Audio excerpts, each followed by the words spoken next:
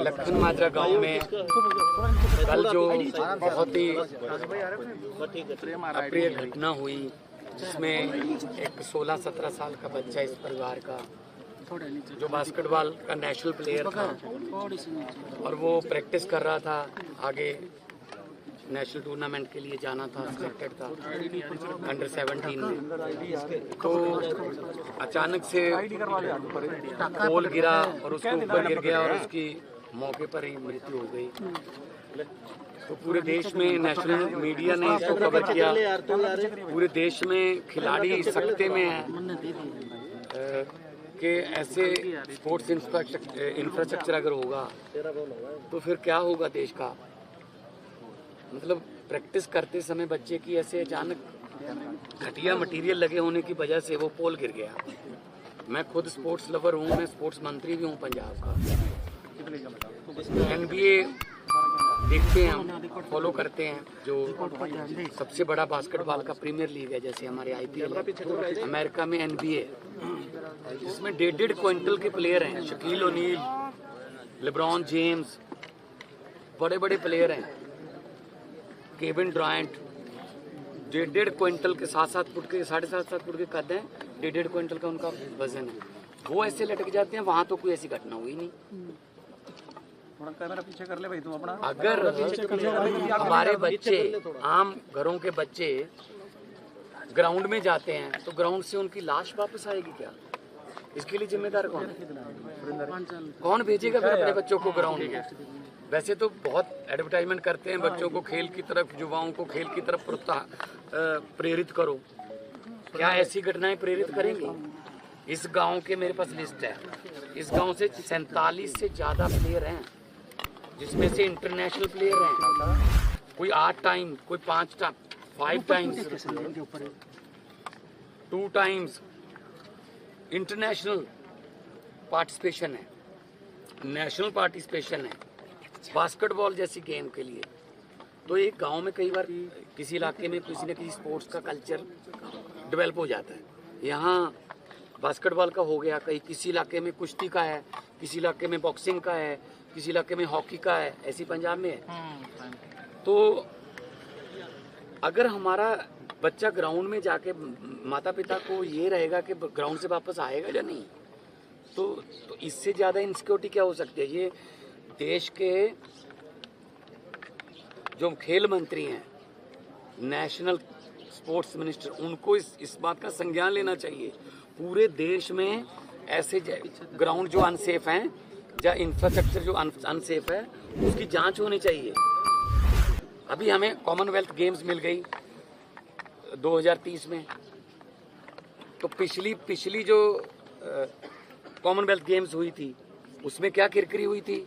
पुल गिर रहे थे, स्विमिंग का पूल का पानी लीक हो रहा था, और जिम्नास्टिक के जो बने होते हैं वो इंफ्रास्ट्रक्चर जिम्नास्टिक का वो गिर रहा था।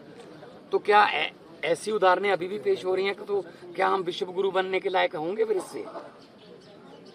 ये देश के प्रधानमंत्री जी को, देश के स्पोर्ट्स मिनिस्टर को ये इस बात का संज्ञान लेना चाहिए। मान साहब, हरियाणा गवर्नमेंट कहती है कि देश में उसकी सबसे अच्छी खेल नीति है। ये खेल नीति बताइए आप, ये दूसरी घटना है, ये पहली नहीं है। एक बहादुरगढ़ में हुई है इससे पहले घटना, 2 दिन पहले। मतलब 3 दिन में 2 बच्चे हमारे नेशनल प्लेयर वो चले गए दुनिया से। क्या कारण? पोल गिर गया। पोल क्यों गिर गया? सीमेंट या क्वालिटी उसकी जो है वो अप टू मार्क नहीं होगी। तो मतलब ये खेल नीति है। मंत्री साहब, हरियाणा के मंत्री कह रहे हैं कि यहाँ पर खेल नीति बहुत अच्छी है, लेकिन पंजाब की जो खेल नीति है कुछ भी नहीं है ना खिलाड़ी। सर, ये बातों पे क्यों पढ़ रहे हैं? वो पंजाब अच्छा है, हरियाणा अच्छा नहीं है। आप ये बता दीजिए कि ऐसी घटनाएं जो होती हैं, मतलब ये क्यों हो रही है? मैं नहीं कहता कि खेल नीति अच्छी होगी, यहाँ भी ठीक अच्छी होगी, लेकिन हमें रिजल्ट तो दे दीजिए। अब ग्राउंड से बच्चे की लाश आ रही है, तो इनको पूछ के देखिए उनके पिता को खेल नीति कैसी है। सारी जिंदगी के लिए एक मतलब क्या भूल पाएंगे ये? सर, पंजाब में भी खिलाड़ियों की मर्डर हुआ था, उसमें पंजाब सरकार ने क्या किया? वो देखो, वो लॉ एंड ऑर्डर की स्थिति है, वो स्पोर्ट्स की स्थिति नहीं है। देखो, चोट और खिलाड़ी इकट्ठे चलते हैं। कबड्डी में चोट लग जाती है, कहीं हमारे प्लेयर थे रमन लांबा, और ऑस्ट्रेलिया के क्रिकेटर थे फिलिप, बाउंसर सर में लग गया, मृत्यु हो गई। जब ग्राउंड में देखते हैं कोई हार्ट अटैक आ गया, वो ऐसा चलो once in a blue moon हो जाता है, लेकिन ये तो अकेला ही प्रैक्टिस कर रहा है। पहली बार उसका हाथ टच नहीं हुआ, दूसरी बार हाथ टच हुआ तो सीधी मौत उसके सीने पे आ गई। अच्छा, पंजाब इस पे मैं कोई राजनीति नहीं कर रहा हूँ, आपकी क्या इस पे डिमांड? ध्यान देना चाहिए। आपकी क्या डिमांड है? पहली बात तो ये कि सारे देश के ग्राउंड का इंफ्रास्ट्रक्चर जो है, जो स्पोर्ट्स मिनिस्ट्री है वो हमें भी लिखे, मैं भी स्पोर्ट्स मिनिस्टर हूँ, हमें लिखे कि आप हमारे अप टू मार्क जो ग्राउंड है उनका रिपोर्ट दीजिए। मैं भी अपने अफसरों को, हम तो चलो अपने आप करते रहते हैं, पूरे देश में से अभी दोबारा कोई ऐसी घटना ना हो। परिवार यही चाहता है, इनको 5 लाख दे दो कि 10 लाख, बच्चा वापस आ जाएगा। अभी इनके बच्चे के जो साथ खेलते बच्चे, वो कहते ग्राउंड में जाने को दिल नहीं करता, कैसे जाएंगे बच्चे? तो अगर स्पोर्ट्स में नंबर 1 बनाना है, कॉमनवेल्थ की जो हमें मेज़बानी मिली है उसको अगर दुनिया में पुराना जो लगे हुए दाग वो धोने हैं, तो कम से कम ऐसी गाँव के स्टेडियम की तरफ ध्यान दिया जाए। उन्होंने चिट्ठी भी लिखी हुई है बच्चों ने इसी ग्राउंड के बारे में कि जी ग्राउंड की हालत ठीक नहीं है। और